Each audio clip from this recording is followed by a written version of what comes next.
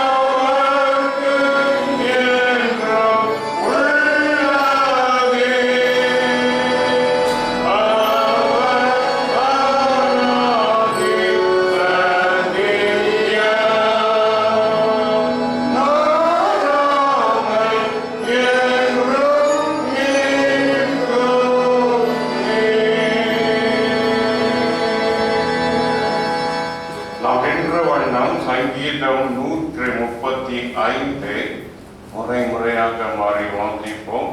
1 13 வசனங்கள் மட்டும் வாசிக்கலாம்.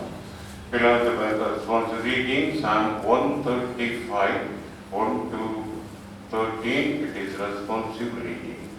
135. அல்லேலூயா, கர்த்தருடைய நாமத்தை துதியுங்கள்.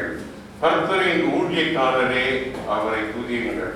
கர்த்தருடைய வீட்டிலும் நமது தேவனுடைய ஆலயங்களும் இருக்கிறவர்களால் கர்த்தரை துதியுங்கள். கர்த்தர் நல்லவர், அவருடைய நாமத்தை கீர்த்தனம் பண்ணுங்கள், அது இன்பமானது. கர்த்தர் யாக்கோபை தமக்காகவும் இஸ்ரவேலை தமக்கு சொந்தமாகவும் தெரிந்து கொண்டார். கர்த்தர் பெரியவர் என்றும் நம்முடைய ஆண்டவர் எல்லா தேவர்களுக்கும் மேலாவர் என்றும் நாம் அறிவேன்.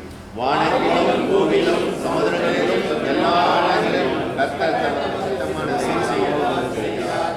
அவர் பூமியின் கடையாந்தரங்களிலிருந்து மேகங்களை எழும்பு பண்ணி மழையுடன் இம்மலையும் உண்டாக்கி காற்றை தமது பண்டக சாலையிலிருந்து புறப்பட பண்ணுகிறார். அவர் எகிப்திலே மனுஷனுடைய தலைசெடிகளையும் மிருகத்தின் தலையீட்டுகளையும் அடித்தார். எகிப்து தேசமே, உன் நடுவில் பார்வோன் மேலும் அவனுடைய எல்லா ஊழியக்காரர்கள் மேலும் அடையாளங்களையும் அற்புதங்களையும் அனுப்பினார். அவர் அநேகம் ஜாதிகளை அழித்து பலத்த ராஜாக்களை கொன்று மோரியன் ராஜாவாகிய சீகோனையும் ஆசானின் ராஜாவாகிய ஓகேவையும் கானூனின் சகல ராஜ்யங்களையும் அழித்து அவர்கள் தேசங்களை சுதந்திரமாக கொடுத்தார். சேர்ந்து வாசிப்போம். கர்த்தாவே,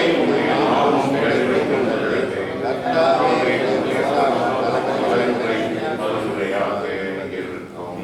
ஆமென். இந்த வசனம் வார்த்தைகளை ஆண்டவர் நமக்கு ஆசீர்வாதமாக்கி கொடுப்பாராக. கர்த்தரை நோக்கி ஜெபிப்போம். கிருபை நிறைந்த நல்ல ஆண்டவரை உமக்கு நன்றி துதி ஸ்தோத்திரத்தை ஏறெடுக்கிறோம்.